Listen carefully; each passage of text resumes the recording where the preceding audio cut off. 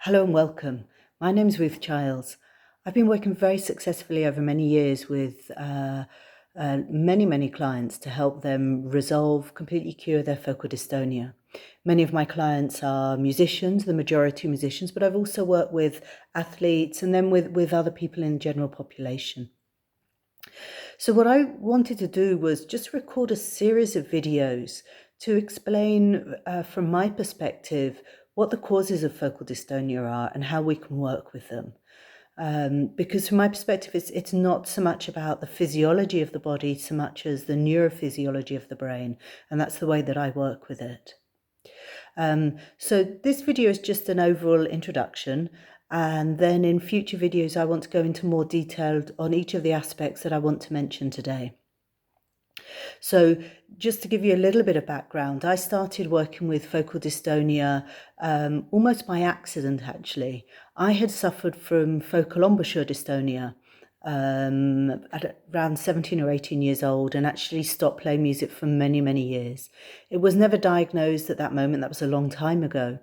And my solution was actually just to stop playing, which was such a shame because music was my life. It was my soul. And then I had also had a number of other performance blocks with my music anyway.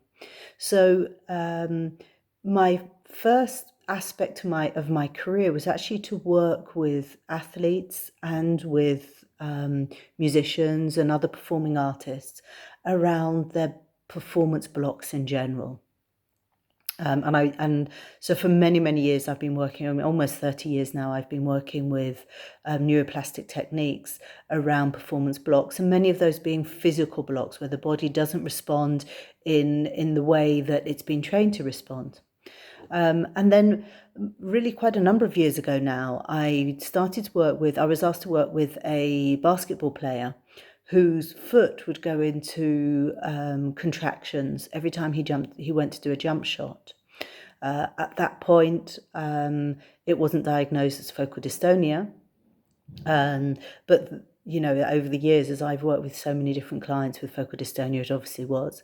And I really saw very clearly what the cause was. As I took his clinical history, for me it became very clear as to what the cause was. And so I worked in it from, as I say, from this neurophysiological perspective. And in actually a fairly short period of time, not only was his focal dystonia completely cured, but his percentage on his jump shots were better than they had been beforehand.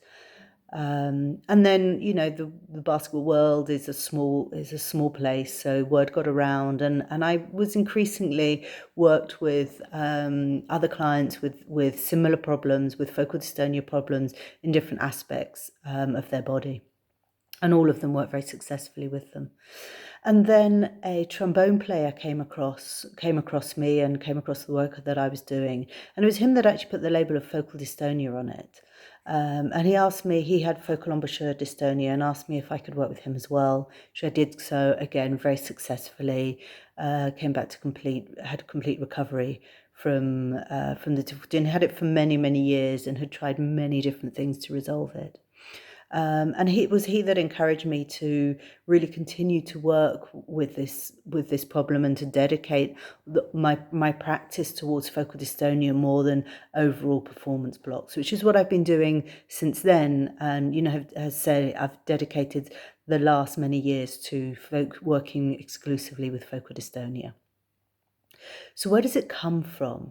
We need to understand that it's a neurophysiological response that is happening in the brain to do with the activity in the autonomic nervous system.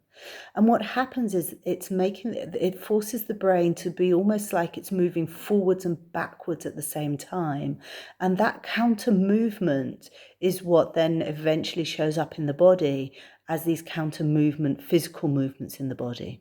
Okay, so in order to understand what's going on, and as I say, in future videos, I'm going to explain all of these in more detail, we need to understand how the autonomic nervous system functions and how it has different levels of functioning.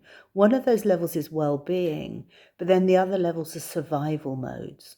we've normalized some survival modes in general in our culture, but particularly in the world of performance. And most of us don't realize that we are in survival. We think that we're in well-being. So it's important to understand that. And so over prolonged periods of time of the autonomic nervous system being survival mode, what happens is it creates disconnections in the brain. It's almost like they create these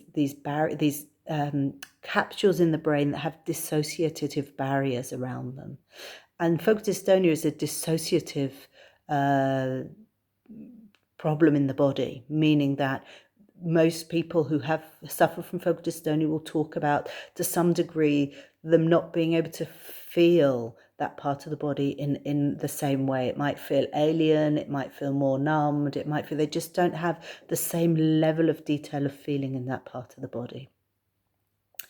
And so we need to understand what's causing that over-arousal in the nervous system. Okay, sometimes, they're very specific events that have occurred, sometimes related to music, and for some clients, it actually goes way back to their early childhood and events that occurred to them that installed the nervous system into this hyper-aroused state. Or the survival state, if you want to call it like that. And that's also why so often we see these many other traits with people who suffer from focal dystonia, such as hyper-perfectionism, hyperactivity, tremendous focus, obsession, all these different personality traits that actually are also a reflection of the nervous system being overstimulated and in survival mode. And we also need to understand, which is something I'm going to explain in another video, the different aspects of the brain and the different way that they function. So we can think top downwards that the brain is divided into two main levels. So we have the neocortex at the top, which is our thinking part of the brain. It's where all our conscious thoughts are coming from. Anything that we're aware of, our opinions, our decisions, when we set objectives, when we tell ourselves to do something or something else, when we tell ourselves how to move our fingers or how to hold our embouchure or how to move the tongue, that's all coming from the neocortex. And the neocortex works on about 10 to 60 bits of perceptual information per second, which is pretty phenomenal when you think about it. But then moving downwards, we have the subcortex, which is everything else, our limbic system, our reptilian brain, the brainstem. And that part of the brain is actually what really governs all of our movements. It governs almost everything that we do. So let's bear in mind, whereas the neocortex is working on 10 to 60 bits of perceptual information per second, the subcortex is working on 11 million bits of information per second. So anything automated that's going on the body is coming out of the subcortex, and that's where we need to work to be able to resolve focal dystonia. So I use neuroplastic techniques. The main one is brain spotting, which gives us direct access to the subcortex in a completely pinpointed place to where the causes are. And as we do that, what happens is we release these capsules, we break down the dissociative barriers, and the nervous system comes into peace and well-being. On the other hand, I also teach my clients how to actively and spontaneously, under their control, go into deep flow states, which are the deepest well-being states that we have, so that their relationship with their music and with their instrument changes to one of flow, and that they can manage and maintain those flow states in all moments and actually throughout the whole of their life as well, not just with their instrument. And that means that as they're doing that the whole brain, that they're able to use the whole intelligence of their brain, this whole 11 million bits of information per second, in an integrated and healthy and flowing way, so the body also comes back into flow and its natural movement. So as I say, those are the key things that we need to understand in order to understand focal dystonia. And I'm going to continue to record videos over the next weeks to explain each one of those in more detail to you. What I find is that, when I'm working with clients and I begin to explain this to them, so many things begin to make sense. And they begin to go, oh, that explains this and that explains that. And oh, yes, now I understand. So I'm sure that as I go through talking through these videos, there will be many things that will begin to make sense to you. So curing focal dystonia is part of my passion. It was so sad for me I felt like I lost my soul and so much of my purpose when I stopped playing music.